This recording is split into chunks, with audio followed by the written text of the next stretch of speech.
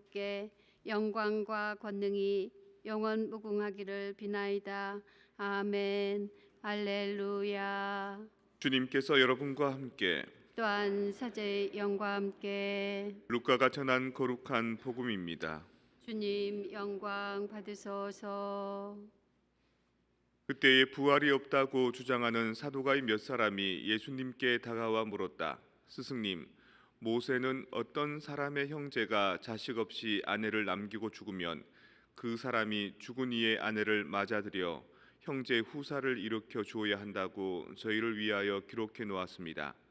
그런데 7 형제가 있었습니다. 마지가 아내를 맞아들였는데 자식 없이 죽었습니다. 그래서 둘째가, 그 다음에는 셋째가 그 여자를 맞아들였습니다. 그렇게 7이 모두 자식을 남기지 못하고 죽었습니다. 마침내 그 부인도 죽었습니다.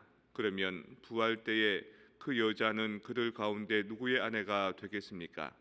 7이 다 그 여자를 아내로 맞아들였으니 말입니다. 예수님께서 그들에게 이르셨다. 이 세상 사람들은 장가도 들고 시집도 간다. 그러나 저 세상에 참여하고 또 죽은 이들의 부활에 참여할 자격이 있다고 판단받는 이들은 더 이상 장가드는 일도 시집가는 일도 없을 것이다. 천사들과 같아져서 더 이상 죽는 일도 없다. 그들은 또한 부활에 동참하여 하느님의 자녀가 된다. 그리고 죽은 이들이 되살아난다는 사실은 모세도 떨기나무 대목에서 주님은 아브라함의 하느님, 이삭의 하느님, 야곱의 하느님이라는 말로 이미 밝혀 주었다. 그분은 죽은 이들의 하느님이 아니라 산 이들의 하느님이시다. 사실 하느님께는 모든 사람이 살아있는 것이다. 주님의 말씀입니다. 그리스도님 참여합니다. 공자님께서 그렇게 말씀하셨습니다. 내가 아직 사는 도리도 잘 모르는데 죽은 다음의 도리를 내가 어찌 말하겠는가, 이런 말씀한 적이 있거든요. 그러니까 죽음에 대해서 언급하고 죽음 이후의 사후의 세상에 대해서 신앙이 발달한 것은 상당히 오랜 시간이 지나고 난 뒤입니다. 우리 가톨릭 교회뿐만 아니라 모든 종교나 정신 세계가 그렇습니다. 특별히 죽은 이후의 영혼들을 위해서 기도해야 된다. 그들을 위해서 기도하면 그들의 죄가 사해지고 하느님 품에 빨리 간다라는 사상이 오늘 제1독서에 나와 있는 마카베오 학원에서 등장합니다. 그리고 심지어는 옳은 일을 위해서 순교하는 것은 장려할 만한 일이다라는 내용도 오늘 1독서의 내용에서 등장하게 됩니다. 당시에 율법에 위배되는 부정한 음식을 먹는 것에 대해서 지키려고 자기의 손발도 다 내어주고 혓바닥도 내어주고 머리 두피까지 벗기는 잔혹한 죽음 속에서도 7 아들이 차례차례 죽어갑니다. 그리고 어머니를 통해서 저 아들을 이제 설득시켜 보라고 유대교 율법을 버리고 이제 그리스의 어떤 종교나 제례를 따르라고 설득시키라고 했을 때 그 어머니도 뭐라고 얘기하냐면, 얘야, 내가 너를 9달 동안 내 뱃속에 품었다. 그리고 너를 낳아서 길렀다. 부디 너에게 이로운 길을 선택하지 말고 너의 형들이 갔던 그 길, 너의 목숨을 다해서 네가 옳다고 신념하는 것들을 지켜라, 이런 얘기가 나옵니다. 그러니까 죽음보다 더한 가치가 있다, 살아있는 것보다 더한 진리가 있다라는 것을 가르쳐 주는 거죠. 오늘 복음 말씀에도 이런 얘기가 나옵니다. 여러 형제들이 있는데 그 형제들의 첫째가 장가들어서 죽었다. 그럼 형수는 어떻게 하느냐? 동생이 거둬들여서 생계를 유지시켜 줘야 된다. 동생이 형수를 아내로 맞아들여야 된다. 이렇게 첫째, 둘째, 셋째, 넷째, 7째까지 다 한 사람의 여인을 두고 결혼을 했다. 어떻게 하겠느냐?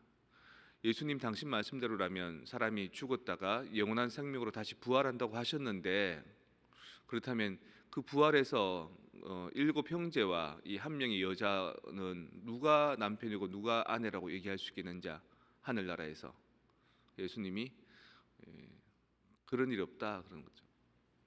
하느님 나라의 도리는 땅의 도리하고 다르다. 그리고 하느님께서는 죽은 이들의 하느님이 아니라 산 이들의 하느님이다. 다시 말해서 죽은 이들 또한 죽은 게 아니라 하느님께는 모든 사람이 살아있는 것이다. 영적으로 살아있는 것이다. 지금 땅에 있는 사람들은 영혼과 육신이 함께 살아있는 것이고, 그러니까 우리가 살아가는 삶의 이 방식하고 다른 영적인 순수한 영적인 영역의 삶이 있다라는 것을 오늘 독서와 복음 얘기를 해주는 겁니다.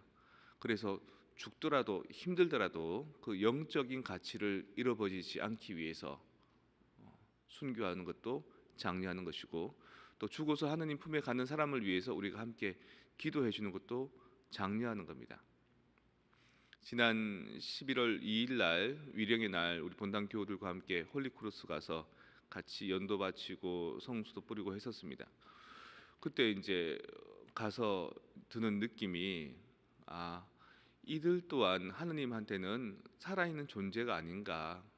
우리만 살아 숨쉰다고 살았다고 생각하지만 하느님이 보시기에는 죽은 존재들도 당신의 대상에는 살아 숨쉬는 것과 마찬가지다. 그래서 그들을 위해서 기도하는 우리가 그들에게 도움이 되는 무언가를 하는 것이고, 또 우리는 모르지만 그들 또한 우리에게 도움이 되는 무언가를 서로 소통하고 있는 것이 우리 가톨릭 교회의 신앙이 아닌가.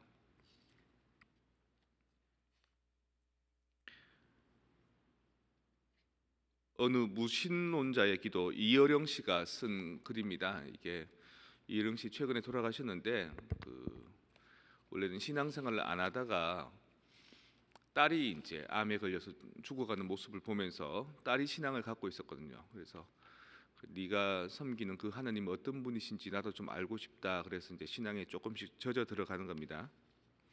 하느님, 당신 제단에 꽃 한 송이 바친 적 없으니 절 기억하지 못하실 겁니다. 그러나 하느님, 모든 사람이 잠든 깊은 밤에는 당신의 낮은 숨소리를 듣습니다. 그리고 너무 적적할 때 아주 가끔 당신 앞에 무릎을 꿇고 기도를 드립니다. 하느님, 어떻게 저 많은 별들을 만드셨습니까? 그리고 처음 바다에 물고기를 놓아 헤엄치게 하셨을 때, 저 은빛 날개를 만들어 새들이 일제히 날아오를 때 하느님도 손뼉을 치셨습니다. 정말로 하느님, 빛이 있어라 하니 거기 빛이 있더이까? 모래알 만한 별이라도 좋으니 제 손으로 만들 수 있는 힘을 주소서. 하늘의 별이 아니라 깜깜한 가슴 속 밤하늘에 떠다닐 반딧불만한 빛 한 점이면 족합니다. 좀 더 가까이 가도 되겠습니까? 당신의 발끝을 가린 성스러운 옷자락을 때 묻은 손으로 조금 만져봐도 되겠습니까? 그리고 그것으로 저 무지한 사람들의 가슴 속을 풍금처럼 울리게 하는 아름다운 시 한 줄을 쓸 수 있도록 허락해 주시겠습니까? 하느님, 보이지 않는 영역을 다루는 겁니다. 이혜령 씨도. 그래서 당신께서는 저 하늘의 별들을 만드셨지만 나는 내 이 막막한 가슴 속에 반딧불만한 불씨 하나라도 주시겠습니까?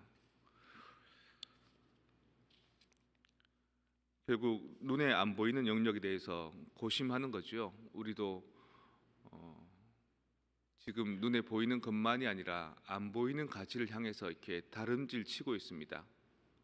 성경에서 말씀하시기를 권투하는 사람이 상대 없이 허공에다가 주먹질하는 거, 그건 무슨 소용이 있습니까? 그리고 마라톤을 하는 사람이 월계관 없이, 목표점 없이, 골인 지점 없이 달리는 게 가능하겠습니까?